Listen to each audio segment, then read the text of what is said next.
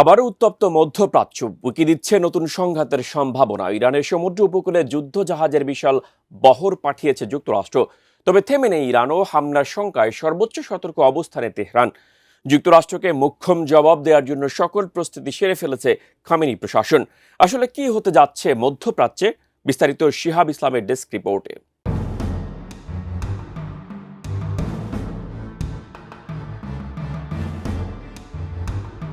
যুক্তরাষ্ট্র ও ইরানের মধ্যে আবারও চরম উত্তেজনা। সংলাপে বসতে যাচ্ছে দুই দেশ।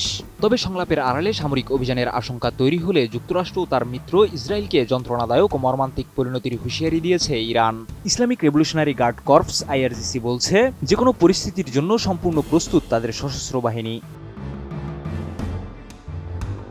ইরানের শীর্ষ সেনা কমান্ডার ও ইসলামিক রেভলিউশনারি গার্ড কর্পসের প্রধান জেনারেল মোহাম্মদ পাকপোর এক লিখিত বিবৃতিতে যুক্তরাষ্ট্রকে সরাসরি সতর্ক করে বলেছেন, সংলাপের কথা বলে আবারও যদি ইরানের উপর সামরিক হামলার পরিকল্পনা করা হয় তাহলে তার পরিণতি হবে ভয়াবহ।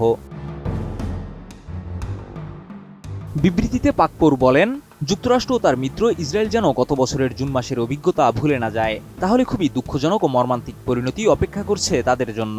সে সময় ইরানের পরমাণু প্রকল্প ইস্যুতে আলোচনার মধ্যেই দেশটিতে বিমান হামলা চালিয়েছিল ইসরায়েল। টানা 12 দিন চলা সেই সংঘাতে ইরানের পরমাণু স্থাপনাগুলোতে ব্যাপক ক্ষয়ক্ষতি হয় এবং নিহত হন শীর্ষ সামরিক কর্মকর্তা ও পরমাণু বিজ্ঞানীরা।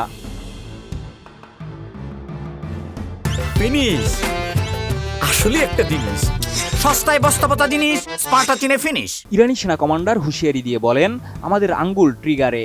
অতীতের যে কোনো সময়ের চেয়ে ইরান এখন অনেক বেশি প্রস্তুত। সর্বোচ্চ ধর্মীয় নেতা ও সেনাপ্রধানের নির্দেশ বাস্তবায়নে আমাদের সশস্ত্র বাহিনী সম্পূর্ণ প্রস্তুত রয়েছে।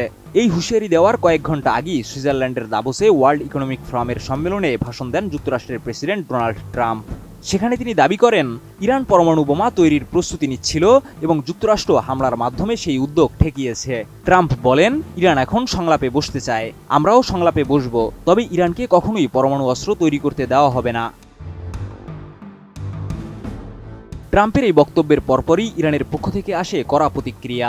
এদিকে দাভোস সম্মেলন শেষে ফেরার পথে সাংবাদিকদের সঙ্গে আলাপকালে ট্রাম্প জানান, ইরানকে নজরে রাখতে দেশটির সমুদ্র উপকূলে যুদ্ধজাহাজের একটি বড় বহর মোতায়েন করেছে যুক্তরাষ্ট্র।